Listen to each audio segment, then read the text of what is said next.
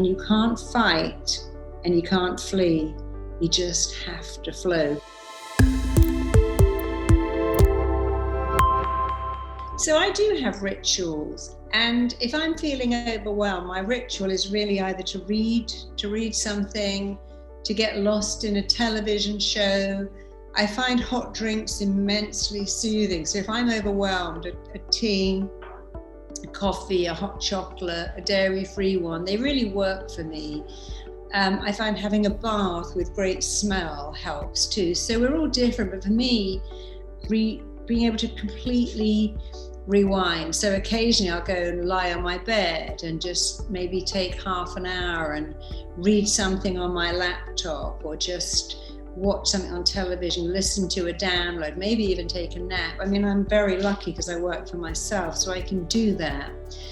But the ritual of resting, refreshing, seeing yourself like a battery. When you have batteries, you recharge, and if your phone is winding down, you put it on recharge and you leave it alone. Same thing with your computer.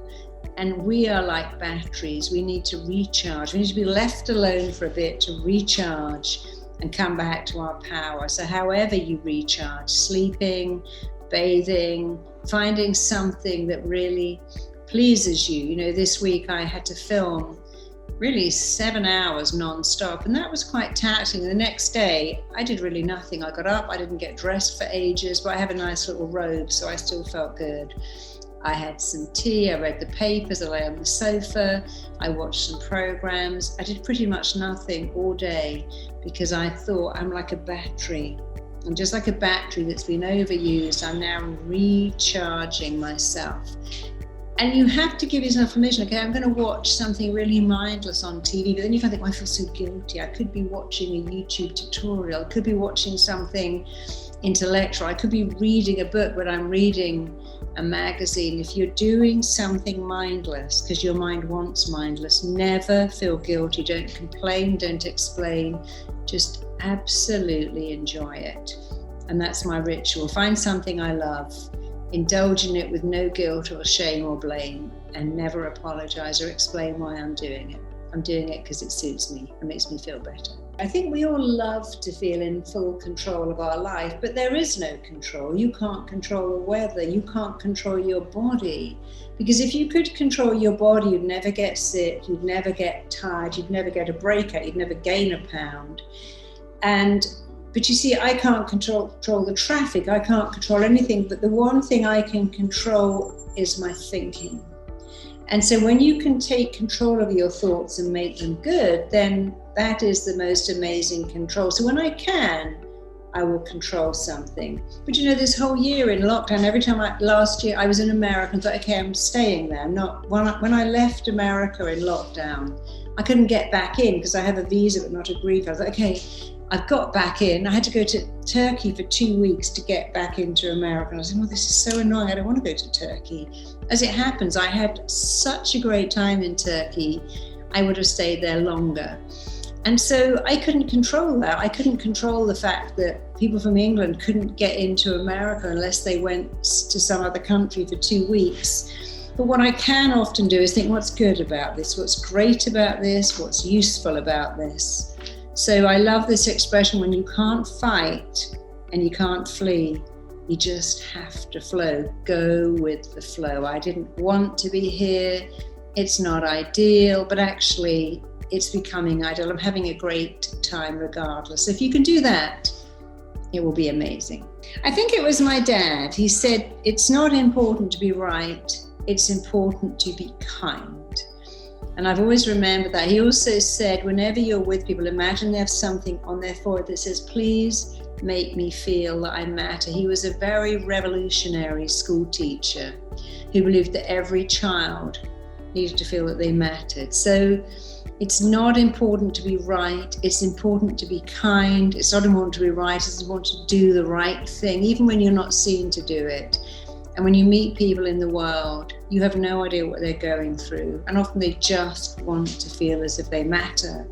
And you could do a great deal to help that. And the other thing that really helps me, has always helped my whole life, is to stop and think, hey, my problem, I can't get into America, to my lovely home, so I've got to go to Turkey for 2 weeks. is someone else's fantasy dream come true. There's someone in the world who goes, hey, your problem, your kid keeps you up at night, your husband leaves his underpants. I'd love that problem. In fact, I'd give anything for that problem.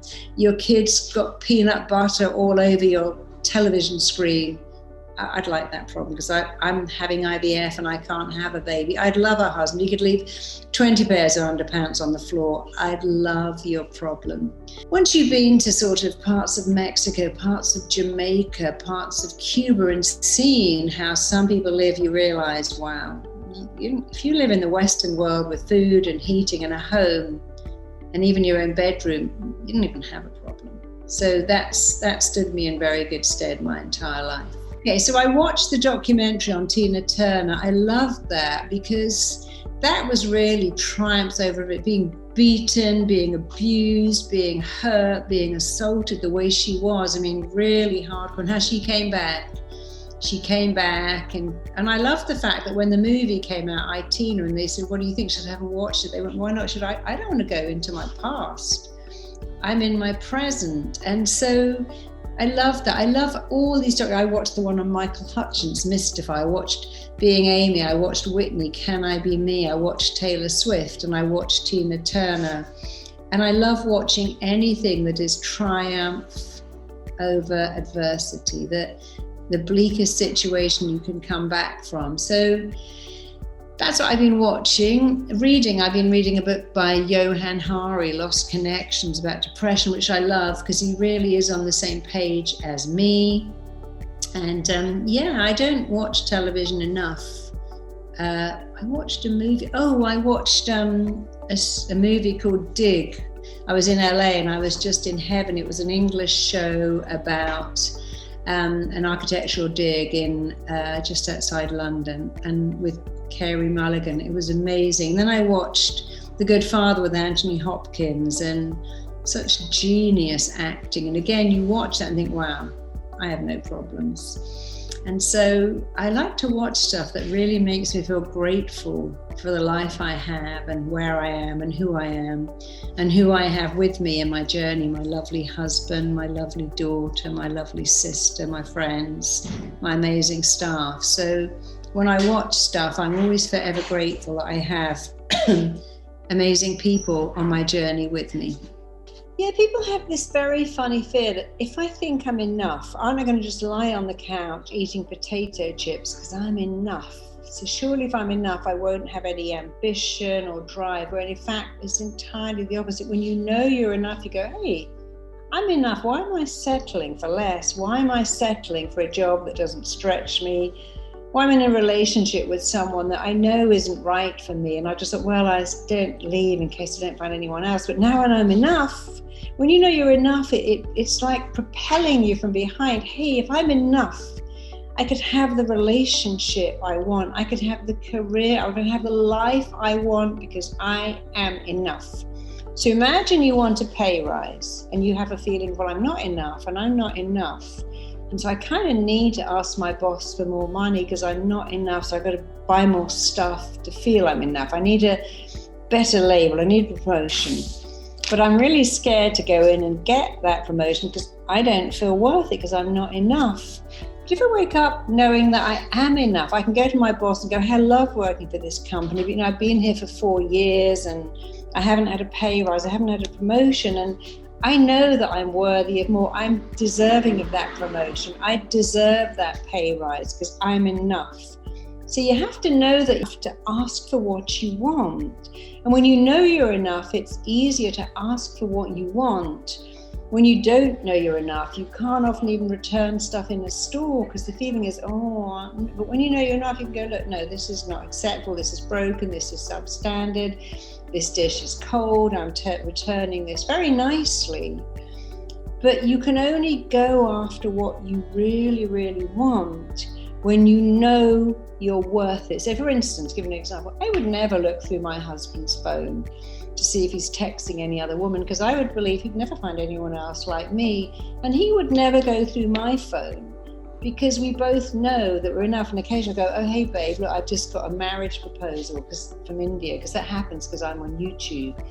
And he goes, yeah, that's all right, because you're with me. He doesn't even get jealous because he knows he's enough. I know I'm enough. But if I wasn't enough, I might check his phone.